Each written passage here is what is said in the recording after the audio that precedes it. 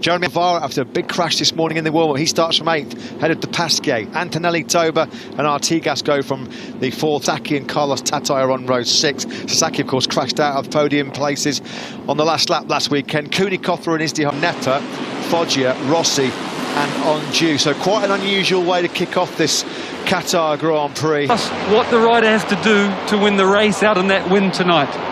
Yeah, Moto3 with the wind is always a step stronger compared all the rest, but also I saw Minho this weekend very fast, and Zia is very strong. Thank you and best of luck in your race this evening. Yeah, thanks very much to Marco Bezzecchi. Has been strong this weekend. He did top Q1 and then put up a strong fight for the front row as well last night. Some interesting Dunlop tyre in the field that have gone for the soft Dunlop rear tyre. Now, not a great surprise from Fenati. He does tend to do that on a regular basis. In this 18-lap race, it's 23-degree air temperature as we're ready to get going here. And 28 on track. The opening night belonging to KTM, and in particular the Red Bull KTM IO team. The 1-2 for Massey and Acosta, the first for KTM. Repeat of that, although Acosta with a lot of work to do from a pit lane start, although Sergio Garcia has had great pace all week, often does in Moto3. Do not discount the likes of Garcia. Fenati and Foggia have also had pretty good race paces. And Garcia and a couple of others have clubbed together and said we need to work together once pit lane opens. I think Garcia, he went to Foggia. Just hope that they make a safe exit out of pit lane. That's the most important thing. Once the last bike goes past them. To get underway, lights out. Good start from Rodrigo. Good start from Massey on pole as well. Suzuki, number 24, is coming through. I've been there as well. Here are the Magnificent Seven then charging from the pit lane start, led by Sergio Garcia at the moment already. Yeah, Suzuki in 3rd place. Good start from him as well. Minho's still up inside the top to get temperature in that soft rear tyre. This is aggressive and hard charging from Binder already. There's no way back for Rodrigo at Turkley. Yeah, they have a lot of work to do, and you know, that's the price you have to pay for the penalty. They need this to be a big carb lane. These are the 21 riders that started on the grid. There is Jaume Massey, not the greatest of starts from the world. Bike was weaving, wasn't it, on the run down to that first corner. He's the heaviest and tallest guy, Steve said, so not traditionally going to get the best launches off the tabs on that one as Binder still leads. Number 40, there's a move from number 16, Minho, up the inside of Tatsuki Suzuki. Yeah, getting towards the end of this first lap and across the line, it will be Darren Binder who will lead, but it's now time to get into slip. 4 riders last week. Yeah, at some stage in the race, he's going to have to do that double long lap penalty. Artigas, that's Kaito Toba. What a slip. Really, really good job from Kaito Toba. It's a Japanese 1-2 here in Moto3. Here are the 7 riders then. Yeah, now the last thing those guys, Tatsuki Suzuki, Binder retaliates quickly on Toba through turn 4. Nicely done. Yeah, it looks like Onju got to the front of penalty, isn't it? Yeah. Blimey. He's got to do 2 of those after his indiscretion right there in the race last weekend when he took out Minho. This one then from Tatsuki Suzuki, then Darren Binder. Rodrigo is in 4th, and then it's Minho, Antonelli and Massey, and now he's dropped to 10. John McPhee's still got to get his gloves off. He's 11th at the moment, but 1 place ahead of Ayumi Sasaki. Now remember, Sasaki's cider coming into this Grand Prix. Sasaki, again, though, quite confident with a good start and an aggressive first couple laps. He could get himself into. There is Darren Binder trying to find a way through on Tatsuki Suzuki. Again, he moves up into 2nd place. Nice move. We won't be slipstreaming Kaito Toba on this lap. The Japanese man's got a good 10 to a dozen bike lengths, although here comes that little bit late on the brakes. We know that Binder is the latest braker in this Moto3 field, and that strength really. Garcia, though, just goes straight into the side of one of the snipers' bikes. It was Minho. Contact up a little bit. The guys who started from pit lane through the last split were 7.9 seconds down. They need to try and... Oof, that was the reason why John McPhee lost a bit of ground. Well, he went down there at turn 6. P17 after that. So, Binder it is that leads from Kaito Toba. There's the 20th place. He's had a real strong start to this Doha Grand Prix on lap 3 in P3. Oh. Toba then, the door was open there from Darren Binder, and through he goes on his CIP Green Power KTM number.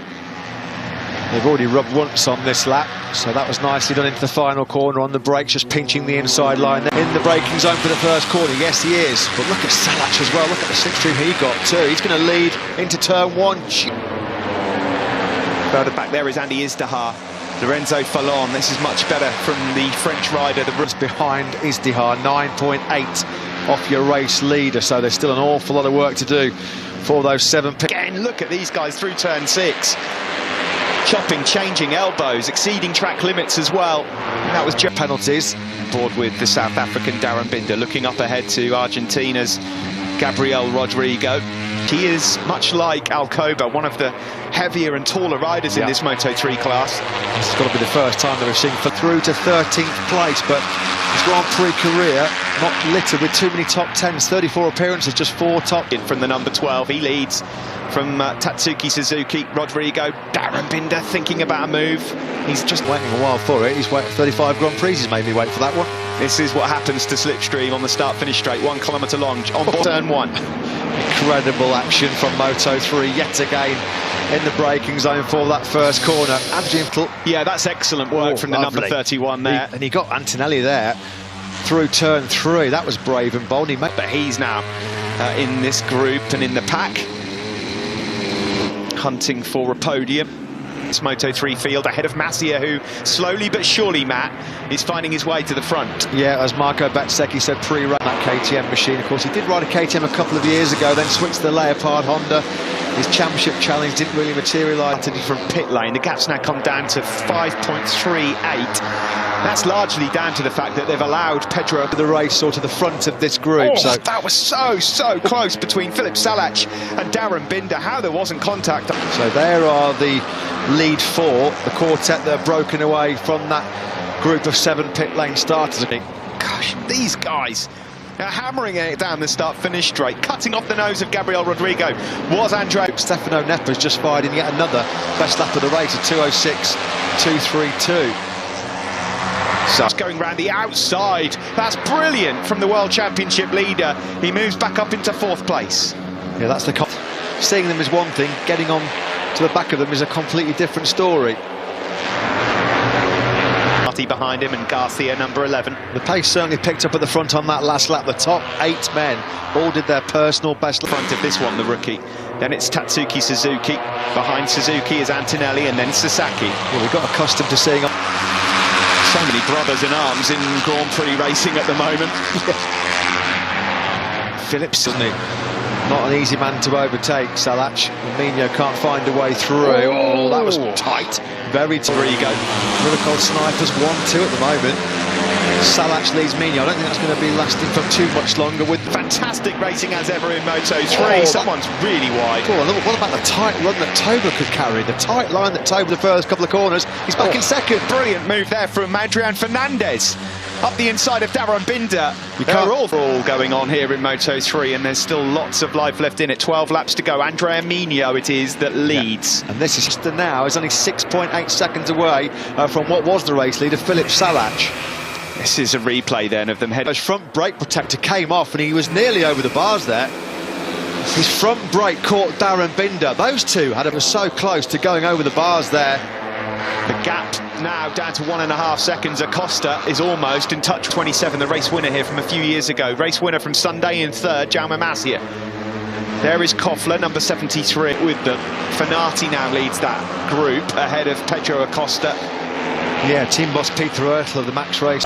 Is he going to burn up that soft rear tyre which he chose? Binder and McPhee also chose that front tyre. Toba, there's no way through on Meanwell, who's just moved into the top 6 momentarily from 17th on the grid. On board now then with Jaume Masia 6, but don't discount the Scotsman. Yeah, John McPhee not really making any significant soft tyre, Steve. Exactly, yeah, exactly. My thinking, well, really wide there from Philip Salac. You don't want to do that too many times. So, Andrea Mino, with just a 1 race win to his name, that epic day a few years ago, Fallon, and Pedro Acosta, who was second here 7 days ago. Somewhat wide, shall we say? Yeah, we don't need the curve sensor to pick that one out, exceeding the track limits. Back at there's Binder, of course, as well, who's also going to be wary about exerting that soft rear tyre too much at this stage. It's a long way. From Binder. These guys go across the line. Jaume Masia trying to retake the lead of this race. Mino it is across the line, who will lead, and they're kicking off. Kaita Toba, Salac. He picks up Rodrigo in the first corner. No mercy there from the Czech man. Ahead of John McPhee. Oh, a front-end moment there for Ethan Guevara. He won't want another fall. Yeah, a bit twitchy. He was down heavy this morning into turn 5. Yes, he was starting from pit lane, but it's been another disappointing day. Masia just going onto the AstroTurf there, kicking up all of the dust, looking over to his... He absolutely pinned though, didn't he? Of course he did. Of course he did. 10 laps remain. Up into the lead. There was a move there. That looked like Jaume Masia, was it? Just making up another place. There's not going to be a way through for Salac into turn 15. The concertina up now. It's going to be all about the slipstream yet again. Keeps finding those very, very tiny gaps into turn 16, doesn't he, Jaume Masia? He looked right over there. Here, alarming regularity. Look at that, 8-9 abreast in the braking zone for the first corner. Scary. Shoulder on the exit of turn 16 really has cost him. 9 laps remain. Got big sharp elbows, hasn't he? Yeah, the biggest of them all in this class. Good move at the front from Salac again. Turn 6 from John McPhee, wasn't able to find a way through. Acosta 5.5 seconds behind your race leader. Those three have been quite smart actually. They've not decided to make any kind of move on Acosta. He's got the speed to drag them back into... Enough time for them to get some big points. Philip Salac, number 12, never had a Grand Prix podium in 3rd place, never had a race win in Moto3. Further back there is Koffler, there is Acosta, Finati. At the front, they can just run their pace, run their rhythm. It will change completely when they do get in this group. That's when it's going to get a little bit hard. There will be 8 laps to go across the line. Toba's not been great at defending position in that final corner. Oh, wow. Was that getting squeezed? Oh, it was the 2 Petronas Sprinter Racing boys that looked like they had close contact. It was Binder that got hung out to dry. Oh, wide. John McPhee had the inside line. There was no way that Binder could turn in. That's super tight as well, isn't it, between... Piece of the action here. This is a Royal Rumble. There's no team orders going on anywhere. Here comes Alcoba up the inside of Sasaki. Led across the line. Now watch his teammate as well. There's hardly any room for anyone. This race needs to be put that. Oh, dearie me. There was Binder going out towards the white paint on the outside. That's what cost him a bunch of places through turn 2. Alcoba it is that leads. Yeah, and there's Acosta now about to jump all over the rear tyre of Max ahead of them. It's now down to 4.3 seconds. Acosta off the lead. The entire points finishes at the moment. The top 50. The final corner, he collected himself, thankfully. On to the start-finish straight once more. Yeah, 7 laps to go. And who knows what... What's that, 10 bikes abreast heading into turn 1? This is crazy. This is watching through your fingers, isn't it, this one? If it's at all possible, they're closer into turn 1 there than they were on the opening lap. And was that Acosta on the... here, and to play in the lead group. Garcia just said his fastest lap of the race. The fastest lap of the race, the 2:06.187. It's too many times. Garcia, they're lunging up. Oh, contact. First faller of the day we have, and it's Artigas. Oh, well, that's racing and all the contact without somebody biting the dust. Well, I'm surprised that we got this far, to be honest. 12 laps it's taken before the top 8, the Swiss rider. It was in that turn 6 as well, where Garcia ran a really tight, aggressive line. He picked up his teammate Guevara. Here, Artigas cannot get that bike going again. It is the race over. Leopard Honda have had a shocking couple of weeks here, isn't it? Or is it Antonelli? No, it's Tatai. Tatai? What's he got against Leopard Honda this year? It was him that wiped out Foggia on penalty coming in Portimao. Tatai, the enemy of Leopard, that's for sure at the moment. Try and recap. Honda is back in the top 5 again. Where do you try and watch? There's so many battles raging through this. Salac is down. Salac, after what was looking like being his best ever evening of Moto3 racing, he's gone out of the... 20 in this. It's so hard to call.